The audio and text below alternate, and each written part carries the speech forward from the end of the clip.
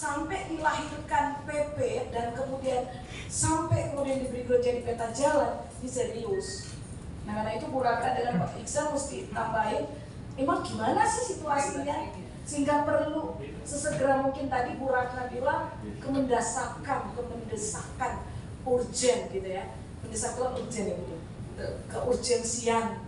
Urgensi dari lahirnya PT Tunas dan lahirnya peta jalan ini seperti apa? Supaya ketika mau, tadi Bu Ratna bilang promotif lebih penting, kuratif bahkan belakangannya empowering ya tadi, 5 ya tadi Bu itu ya.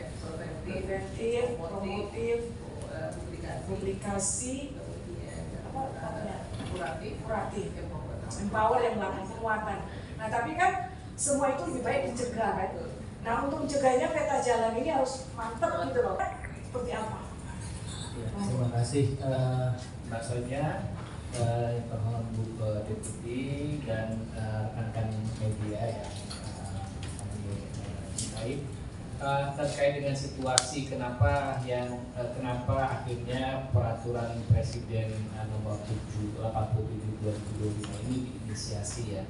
Itu tadi Bu Deputi sudah menyinggung soal bahwa intervensi atau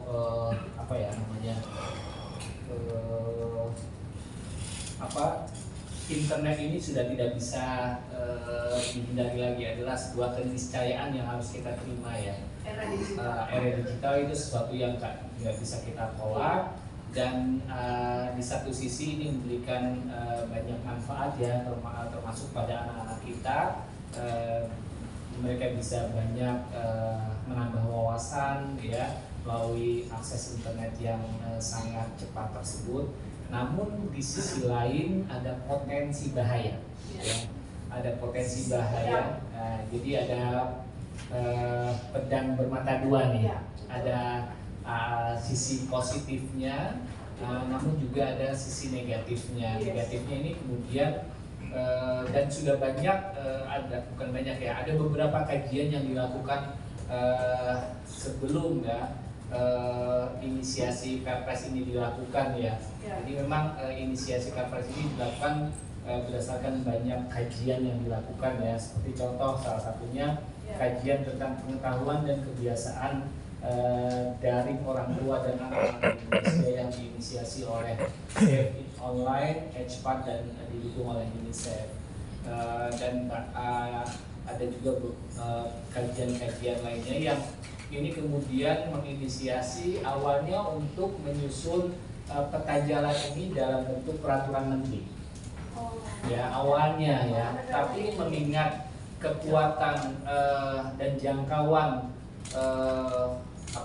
aksi-aksi yang harus dilakukan ini lintas kementerian, maka diputuskan dalam bentuk Perpres. Kalau hanya peraturan menteri ini tidak bisa secara aturan yang berlaku, peraturan menteri ini tidak bisa mengatur fungsi kementerian lain, sehingga diaturlah dalam bentuk aturan yang lebih tinggi, yaitu peraturan presiden yang bisa mengikat kementerian lembaga. Kurang lebih itu situasi yang dihadapi.